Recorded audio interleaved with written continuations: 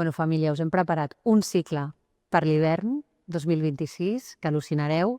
Teníem moltíssimes ganes de posar algunes d'aquestes pel·lícules que veureu en aquest cicle i hem agafat com a fil conductor els dracs, que són, com sabeu, una figura mitològica o no, molt interessant, molt explotada en el cinema, en la literatura i en la imaginació dels infants de tot el món. Per fer-ho, hem preparat una selecció de pel·lícules, també com sempre, de totes les èpoques i estils, on trobareu, per exemple, pel·lícules com Shrek. Trobareu la 2 de Shrek, amb la qual podeu aprofitar i veure altres pel·lícules de la saga a casa durant aquestes festes. Tindrem El laberint, una pel·lícula dels anys 80